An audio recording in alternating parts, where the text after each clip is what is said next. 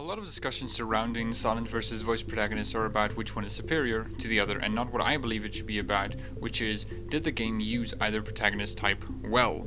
Not saying that no one can talk about which one they prefer over the other, that's fine. The discussion I am talking about is that people will look at Mass Effect and say, that voiced protagonist hampers the game as it leads to fewer choices. It is true that a voice protagonist causes that, but that isn't the point. The point isn't to give the player thousands of choices, it is using the shepherd not as a vessel for the player, but rather as a filter to what choices are offered. There is a reason for the game to be the way it is, because its goal in using a voice protagonist is different than a silent protagonist, and that is what I want to talk about. Why either are used in the first place. Now, I do want to stress this again. This isn't a discussion on which is better, nor do I intend this to say which is better. I am not trying to convince you on which protagonist type is better. You like either type, not because you argued your way into the position, but because you simply like what it does. I do have a preference, but I'm not going to allow it to influence this discussion here. I am simply saying why each type are used and not saying that either type is better. Both are good, both are bad, but it depends on who you are. Before we get into the discussion proper, we have to address that this discussion is mostly talking about RPGs, because a silent protagonist in a non-RPG is actually silent and it's part of the characterization, while in an RPG it isn't. It is mostly used to allow the player to be front and center of the game, just to get that out of the way. Now, to be clear, both protagonist types are used for similar reasons, but coming from a different direction. Voiced and silent protagonists are immersive, but in different ways. That is why there is an overlap. So if you hear, well, both do X, it's just because X is done for different reasons and is coming from a different place. So, silent protagonists are used because immersion from being directly in the world. The prerequisite for a good silent protagonist is removing you from any prior existence, because any characterization that you did not enforce yourself removes your ability to be immersed as you are no longer in control, taking away your agency because the point of a silent protagonist is having control over them. You are the player character. Your actions that you make are your own. They conform to you. Modular characterization. As opposed to a curated character, modularity is done so that the player is able to characterize their character by the use of a general and vague backstories, allowing the player a rough estimation of what they are and then leaves the rest up to hone in on what they think it is. This can be done through options the player selects during character creation, like Pillars of Eternity, dialogue choices throughout the game, or in the reaction to the player's choices. The reason it is used is because it allows the player to have more control on what their character is like. Instead of the game giving them a character, it wants the player to be the character. To offer more choices. The silent protagonist games are operating on the assumption of what the player wants to do. If the player wants to do X, let them do X. If they want to do Y, let them do Y, and so on and so forth. The benefit is the world feels like you are controlling it, but it does remove the agency of the world in favor of for the player. What I mean by that is that the world can't have any driving force other than the player. The world can only react to what the player does, no structured story or anything for that matter, because it can undermine the player. For if there is a carefully crafted plot with twists and turns, lovable and detestable characters, those aspects can force the player to do something they don't want to do. Those well-made stories can also just be ignored. This offers a lot of freedom, but it does make everything else other than the player a side point. It can't express itself, otherwise it can undermine the player. Thus, these stories have to be extremely pliable for the player, which often results in these stories for these games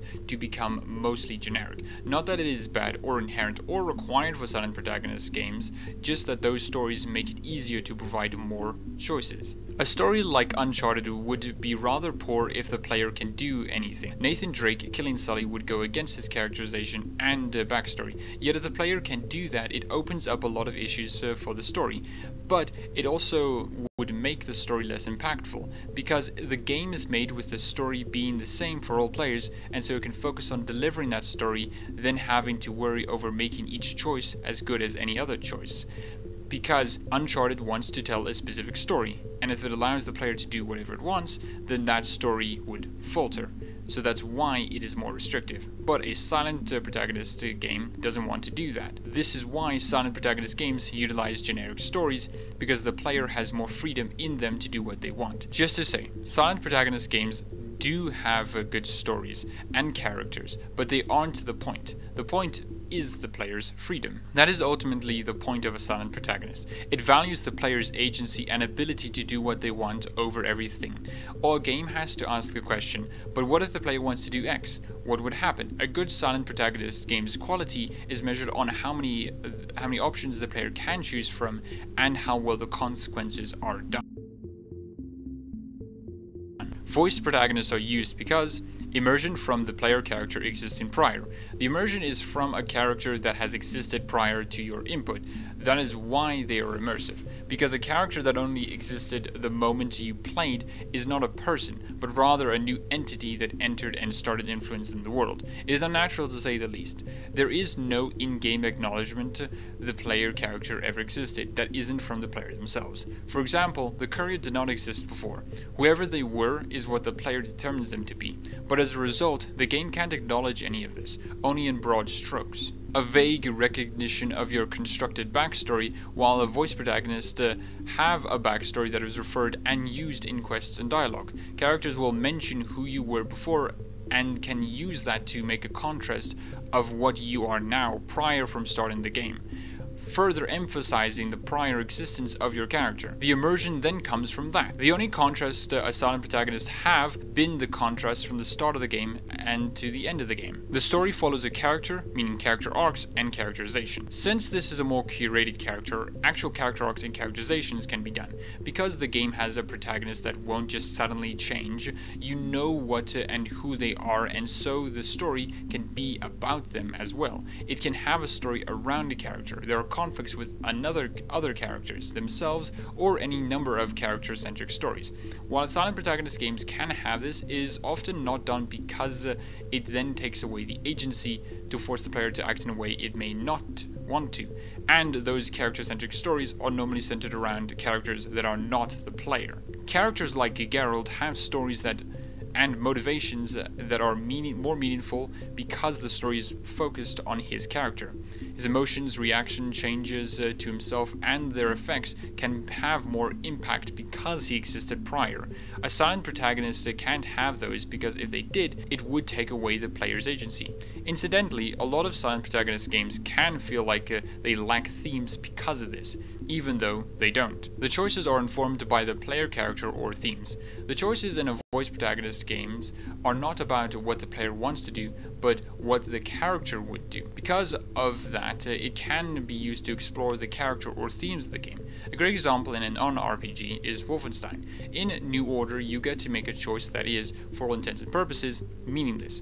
But what it lacks in consequence, it gains in themes. Deciding which one of your friends should live or die doesn't matter as the survivor turns into a robot Nazi. All that really changes is you get a different voice when you fight them. But the choice is less literal and more metaphorical. It tells the player that the Nazi won't offer a choice that doesn't benefit them, because they don't care about being honorable or right or having mercy. All they care about is their victory, and they won't give you a choice in that matter. Now, you may say they could have gotten that point across without making the player choose. The Nazis could just say to after Blackshevik chooses one of them that he won't survive. But to me, having the player choose to participate makes the choice more meaningfully thematically, because you have to decide who lives or dies, then see that it didn't matter, to feel the agency being false, which is done again in the sequel New Colossus. Khalid Blackshevik is forced by his father to shoot their dog or get beaten up. The player gets to choose to kill the dog or not. The thing is, not shooting still kills the dog. Again, the same outcome. But just like before, it has themes dripping from it. The Nazi ideology will kill the Jew. All that matters is that you'll join them or die as well. A test of loyalty. This is what I mean by it being more appropriate. The choices that are offered are informed by the game's themes, and that can also be informed by the game's character, not by what the player wants to do, or the choices is informed by the character and what they would do in this situation. The player is just nudging them into a choice. The player may want a Shepard to do something like killing their crewmates whenever, but that would go against their character. So instead of allowing the player to do whatever the player wants, gets to see Shepard's character explored. I also need to mention that voice protagonist games can have consequences for their character's actions, and it isn't all meaningless. I just use Wolfenstein as an example for how choices can be meaningless but be thematic.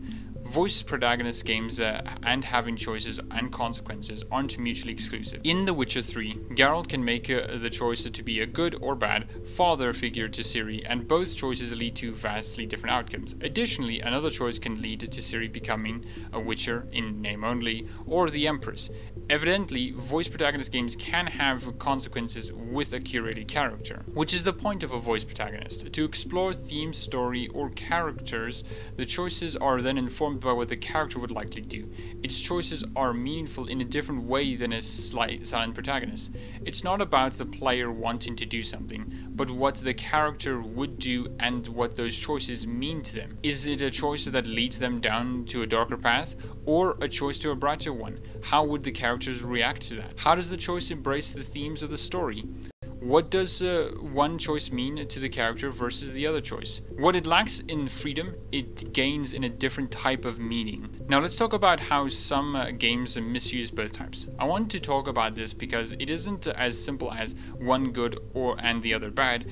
They both can be used poorly or well. So I want to show with these games. Skyrim is an example of a silent protagonist used poorly in an RPG. You don't get to do what you want as a player. Many of the interactions the player wants to do, like for example killing certain characters, just crouch on the floor screaming, "I yield."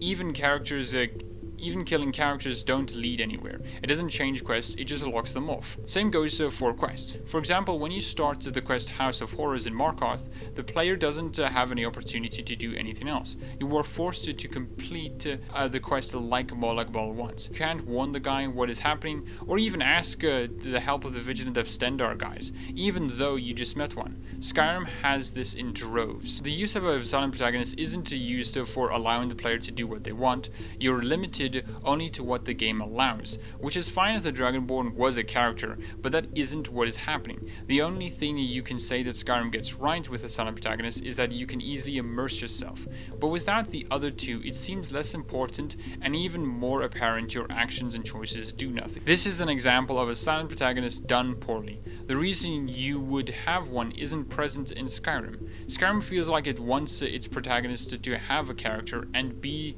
someone, but fail to make them one. Instead, it wants to eat its cake and have it too. Funnily enough, another Bethesda game shows a bad voice protagonist. Fallout 4's Vault Survivor is a curated character. They existed before the player took control. They have a backstory outside the player and have a supposedly unique personality. Now that is fine if the game was only that and supporting elements, but the game isn't. The game is telling the player to go out and explore and to do whatever they wish, but at the same time coercing the player to engage with the main quest. The main character is, if just played as they are, would beeline to the main story and ignore everything else unless it needed immediate attention, like someone is going to die. Yet the game rewards for exploring the world as at the main quest's detriment. The dialogue also isn't appropriate to a voice protagonist. The dialogue and choices you get to make are informed on rewards rather than the curated character. It doesn't even matter that they were alive before the bombs dropped. They don't act like they were from that time. It only comes up in main quests and not the rest of the game, which all of that undermines their character. They don't really exist in the world.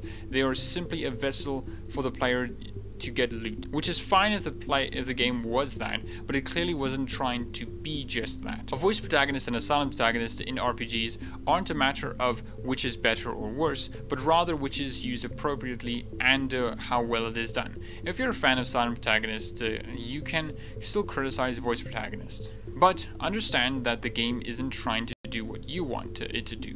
And if you're a fan of voice protagonists, you can still criticize silent protagonist games, just understand as well that it isn't meant for you. Oftentimes I am frustrated that the discussion isn't about this, but rather that one is better than another, which to me never made sense. People like to say silent protagonists are needed to make a good RPG, but that misses the point of role-playing. Role-playing is playing a role.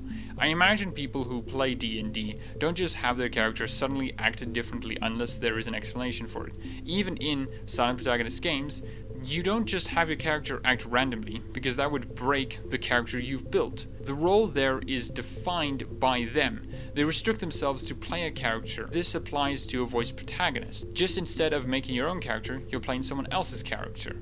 And that character you're getting to see do in situations and what that means to them and what it says about them. Imagine if you're like playing a friend's D&D character. You're not meant to play how you want to, but how your friend's character would. Because at the end of the day, both are still valid types of RPGs. Just that one is where the player gets decided to do whatever they want to at any time, and the other where the role is already defined. And if you prefer to decide what your character is, that is fine. Just understand that it isn't less of an RPG just because you're playing your friend's D&D character. Because what it may lack in player agency, it gains at having a story made for that character.